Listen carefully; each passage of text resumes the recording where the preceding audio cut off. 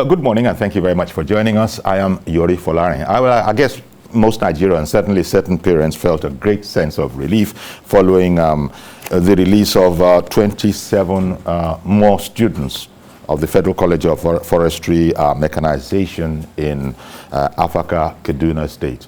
Well, we'll hear all about it. According to newspaper reports, all sorts of efforts were floated, to achieve this feat, including, according to one report at least, that Sheikh Abubakar Gumi also, facilitated the release of these students. They are among 39 students that had earlier been abducted about, something like 2 months ago. Our correspondent in Kaduna, Lupe Asom, he's been keeping his ears to the ground. And good morning, Lupe. Great to have you. Good morning, Lupe. Okay. I hope it's not going to be one of those days. But Lupe is standing by. How this was achieved, we'll get into the details once Lupe is on. Good morning again, Lupe. See if it's better. Okay, they're looking at one or two things here, and I'm sure. Okay, let's try one more time. Morning, Lupe. Good morning, sir. Thank you. Okay, great. Third time lucky. Third time is a charm. So, sort of news that gives us some cheer in the midst of so much gloom. The 27 students that have been released. Now, what can you tell us about that? Because as of yesterday, we were all on tenterhooks. We didn't even know this was going to happen. How did you receive the news in Kaduna? And just walk us through it, please. Well, we don't have so much information right now because the government officials are yet to address us. But what we do know is that the remaining students that were abducted from the Forestry College were regained their freedom yesterday. They were received at the police headquarters. They came in ambulances backed up by security personnel, and we received them yesterday at the headquarters of the Kaduna State Police Command. You will remember that 39 of them were abducted 11th March this year, and sources said 2 of them escaped after they were abducted, but then the 27 were left with the bandits. And yesterday we received them at the headquarters of the police command. So they were handed over to intermediaries then, who then handed them over, took them to the police command? Well, I can't get you very well, but if I can make any sense of the question, they were received by the Commissioner for Internal Security and Home Affairs, Samuel Arwan, with the State Commissioner of Police, and they were immediately taken to a health facility to receive medication and health check. So that's what we know for now. We are standing by to receive more information from the police authorities and the government. Okay. Well, 27 were released. Thank God for that. Do we have a distribution as to how many of them were boys, how many of them were girls? Earlier, we got information that 23 of the students who were kidnapped were female and 16 were male students. That's out of the 39. But we don't know exactly. We can't say the number of male or female students that were returned yesterday. But what we do know is that 23 boys were abducted and 16 girls. 23 female students were abducted and 16 male students. Some of the twists and turns of this particular case, first of all, we know that the official policy of the Kaduna State government is that they will not negotiate with bandits, terrorists, or whatever. They're not going to do that. So this couldn't have been different. But it is thought that ransom was indeed paid via the back channels. Can you tell us anything about that? Well, for now, we have no information as to the situation surrounding the release of the students. It's still a mystery. The government are yet to say what exactly happened. The parents are yet to reveal the details surrounding the release of their children. And of course, the school authorities are also yet to speak. So we can't categorically confirm that the students were released after a fee was paid to the bandits. For now, that's the situation. How about the other matter about apparently the abductors insisting on one of their own being released, even if you're not going to pay ransom, that they seem to insist on, who reportedly is a relative was already in our custody, in Nigerians' custody, a relative of one of the abductors, criminals, terrorists, call them what you will, that they insisted that one of them would have to be, that one would have to be released. Do you have any information about that? Well, that also came as a rumor, but we are still yet to confirm that. We don't know. We are yet to hear from the officials of the Kaduna State government and the police authorities. So we can't confirm now that that any of the bandits was released in exchange for the students. But what we do know is that the students were released and they are back with us. Okay, they're back with us. Well, that's great news to the parents, no doubt. It has cost the parents something, because whereas it is the policy of the government in Kaduna State not to negotiate, to deal with them in any way, apparently the parents have already contributed a tidy sum, something like 11 million naira, and then according to the rumor, which you say you can't really comment on for now, they've paid an additional sum of 15 million naira. But there are these things flying about, and do you want to stay that, look, officially we don't have anything, or can you share anything with us? Well, the parents are actually not willing to speak.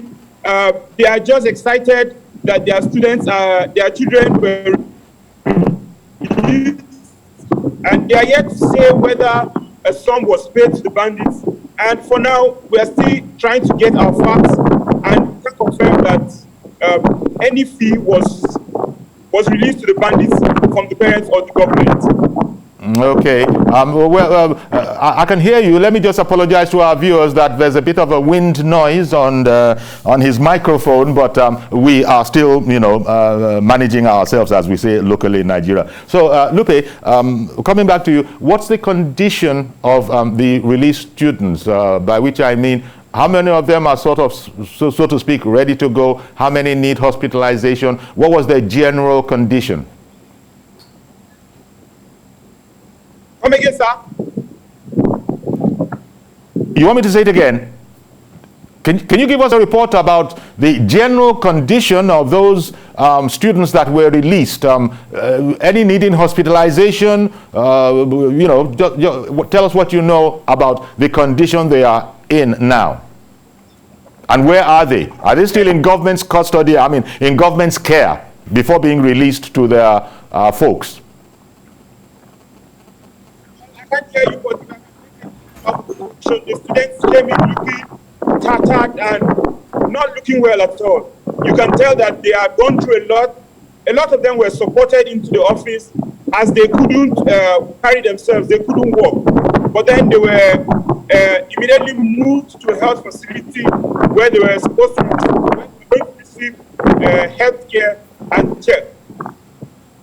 Okay. Well, Lupe, thank you very much. I know that as more details come, we'll be able to talk about them. But in the meantime, I guess, thank you very much for giving us a situation report. And it's like congratulations to the parents that did get their children back. And as our heart still goes out to other people still in captivity of these people. Thank you once again, Lupe, our correspondent in Kaduna, Lupe Asom.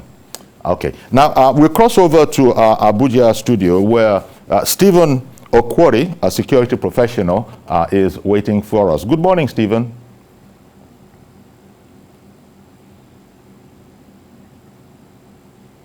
Hello, Stephen. Good morning, Stephen. Stephen in our Abuja studio. Good morning. Stephen? Well, I can assure you that Stephen is in our studio. Maybe one or two gremlins within the works. Stephen, can you hear us now? Good morning, Stephen Okwori. Good morning, I can see you now. Yes. Uncle Yori. Good morning. Thank you for joining us. Good morning. Yeah. Now, good morning, Uncle Yori. Uncle Yori, it's my pleasure to be here. Indeed. Thank you very much. Our pleasure. We got these 27 students back. What we're hearing, I don't know, first of all, there's some aspects I'd like to deal with, about this particular case. But first of all, there are reports that there was some facilitation by Sheikh Abubakar Gumi. Can you tell us anything about that at all? That aspect of the story? Okay. Thank you for inviting me once again. Okiori, I am an ardent follower of yours. Thank you. And I'm happy to come before you. Thank you. Okay. To respond to your question, yes, there was this story about Sheikh Gumi negotiating on behalf of the students that were kidnapped, and it was in the news that the families of the kidnapped students went to his house to meet with him, and he called one Ahmed that was talking to them on behalf of the kidnappers. So the story there in the public space is that Sheikh Gumi acted as a mediator to see how the kidnapped students were released. But I don't know how official he did that and in what capacity. Okay. Yeah. Now, the Kaduna State government has said there's no question. It's totally out of the question. They will not be. They are not dealing. They will not be dealing. Even if they have done that in the past, thus far, no further. That's the attitude of Kaduna State government. So I can only begin to guess that Sheikh Gumi might have come into it at the instance of the parents, since government, both at the federal level and at the state level, in this case Kaduna, will not be dealing with them. Yet he was still in there negotiating for the students. I can only imagine that parents that had gone against government's position, really, it's an emotional thing. And I've said that we can't just sit down here and not do anything. They had already made some payment in the past, and there are rumors that they might have made another. Again, what are your thoughts on this whole matter? And in particular, it's one thing for us not to agree to pay a ransom in any way, shape, or form to these people, but part of the story that we're hearing is that they had insisted, the abductors had insisted, the leader of the abductors had insisted that one of them that was in Nigeria's custody, that was a relative of whoever was heading up those guys, had to be released as part of this deal. Did you hear anything about that? Yes, I heard something like that. You see, when the kidnappers go into such acts, two things comes to mind. One, ransom, and two, other negotiations like what you have said about them asking for one of them to be released. So it depends on the divide, on which one that the government wants to take. Either the government decides to see how to dance to their tune by paying ransom, or seeing that the demand that they are asking for one of them to be released is achieved. The implication of this, sorry to have interrupted. Please continue. Okay. Please continue. You were saying but. Okay. Yeah, but the implication here is that we have made ourselves put ourselves at their mercy, because once they do commit such acts, will you be bounded by whatever they put before you? Either you pay ransom or you release whoever that you have in your custody to them. But such situations can be avoided if we try to do the right thing. Would you like to expatiate on that point you just made, that this kind of situation can be avoided if we do the right thing? Are you talking specifically about some things, or the generalization that once there is good governance and people, are not hungry, they're not desperate, then all of this will disappear? Or do you mean something else? Yeah, it goes beyond that. And in responding to your question, I want to take us to the crime triangle, where you have the desire, the target, and the opportunity. I and you cannot stop the desire of a criminal-minded person that wants to do what he wants to do. But what I and you and the security agencies can do is to stop them from having their opportunity. How do you do that? Is to be proactive in the area of intelligence. You should be tactical about it, strategic about it. So once all that is put in place, the target cannot be achieved by these criminal-minded miscreants that we have. So the security agencies need to rise to their expectation. They should not be reactive in this case. So once we put all this together and there's good governance, unemployment is reduced, poverty is eradicated, then we can see that we are making headway. Okay, if those are the kind of right things that you were talking about. Now, Yes. government has its stance, both the federal government and the Kaduna State government, and it might not be exclusively Kaduna State government that is saying it will not deal with these bandits, kidnappers, terrorists, abductors, call them what you will. But I think it is known in security circles that there is this thing called back channels, and that these are usually worked while, the newspaper headlines are the newspaper headlines, but people are working behind the scenes, and that this might have been one of those kind of cases. Because former President Olusegun Obasanjo, you probably would have seen or heard or read about in the news, is actually saying that people, governments are actually paying ransoms. They might not want to come out and admit it, but when a person like former President Obasanjo says that, I think he said former President Goodluck Jonathan paid ransom, and I think he's insinuating that even President Buhari himself cannot say that no ransom has been paid. Tell us about this whole back channel thing, and so that we can better understand it. You security guys know all about it, but tell us about the back channel. How important, how valuable, how much used are these back channels in security situations such as this? Okay, back channels are strategic ways. What I mean strategic is that they do what they need to do to see how situations like this are handled.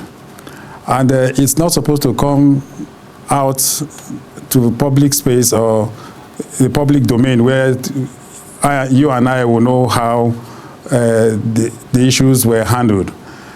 So usually journalists and some other people would think that they make it a guesswork kind of, where they are not sure of what actually transpired.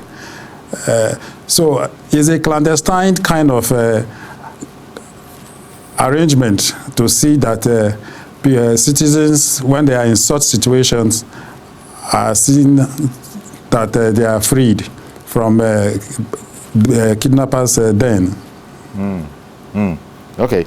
Now, going back for a bit to the matter of their demand, allegedly, of the release from federal government custody or Nigerian custody of one of their own, the implication of that, I thought, was that, oh, since it was mentioned in news reports that he was said, the prisoner was said to be a relative of, whoever was negotiating with us or ours on this whole matter, the implication of all of that is that these people have relatives. The government knows their relatives.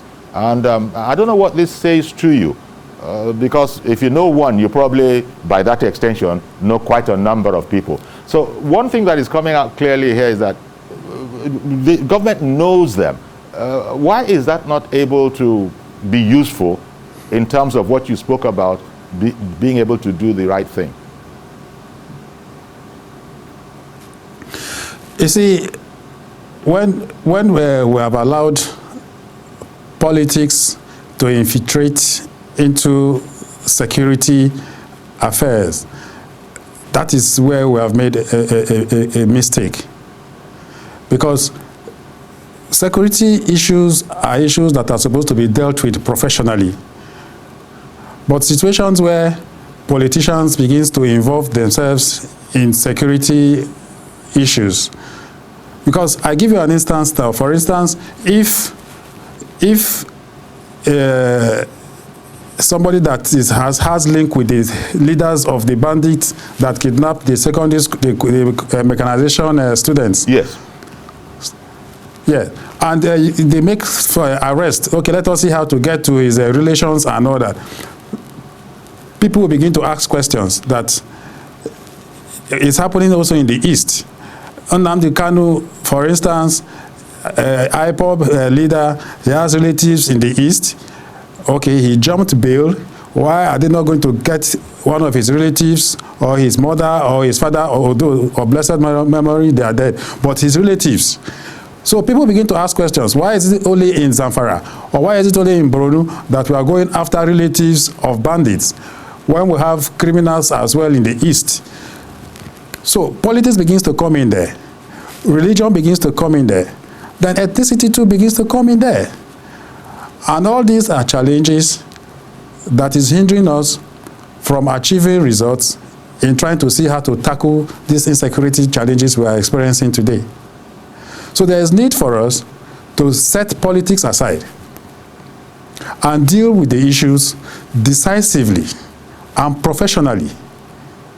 You know, and going beyond that. Yes. Please continue. I'm going beyond that.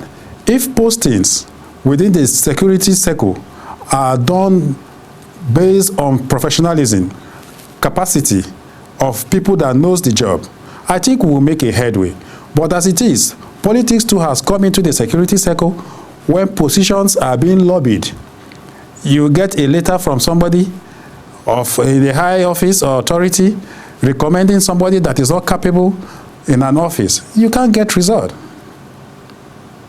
Because I was going to ask, as an observer and a security consultant, you used two words in one sentence, which is very important. That normally, security matters like these abductions should and need to be handled professionally, not politically. And those are the two words I wanted to bring out: professionally, politically. I think I can just get the sense, without being an expert, that politically is going to be very, very damaging to the effort. To what extent do you think political interference is involved in the professional quest of doing their job, all those people that are responsible? To what extent do you think the political interventions are, quite frankly, messing us up? Or put more discreetly, complicating matters? Okay, just the way I said. I talked about postings within the security circle. Or within the security circle. Hello? I'm hearing you. You're saying that might be as a result of political patronage. I'm not hearing him anymore. But I can hear you. Hello, I can hear you. Stephen?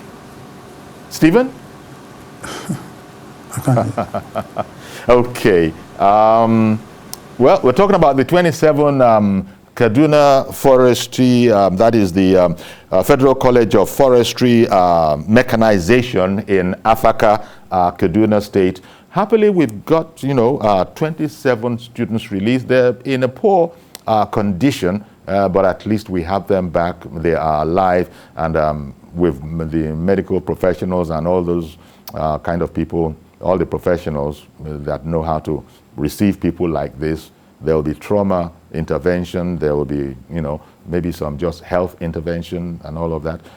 God knows, even we just, everything has to be checked out. COVID, illnesses, because they've been subjected. We're talking about 56, days here that those youngsters were with the abductors. So we thank God. Nigerians will be thanking God that we have got 27 more back. I think there were 10 or 11. So it looks like we now have they started out by kidnapping 39. Now, okay, our guest in our Abuja studio, Stephen Okwori, security professional, it looks like that was the extent that the networks are going to allow us to use that particular line. So I suppose we can now take over the line, and you at home can call in, and let's talk about this and some of the difficulties that apparently are involved. We're hearing that Sheikh Gumi was involved in, facilitating this particular this particular incident. We don't know how that is, but clearly it wouldn't have been at the instance of, well, maybe I shouldn't say clearly, what do I know? One thinks that it's not at the instance of government, but then the parents have always, even in, apart from this case, in the Greenfield case, which is still, one that we're expecting a happy resolution to, parents have, disagreed with government. They say that, look, we talked about that yesterday. We hear what you're saying. We understand that. But we're not going to sit down here when my daughter or my son is out there. So I guess government can't prevent them, but government is saying you're on your own, so to speak. Not in a callous way, but because of the principle involved. Because there is this thought that you give in, that will be a disaster. There will be no end to it, is part of the challenge that we have. Even though we've, as I said, we'll be taking calls from home, but in the meantime, maybe the report that we put out when we got this news first, we'll just refresh, let's refresh ourselves with that particular report as put out on our bulletin yesterday at 10 o'clock.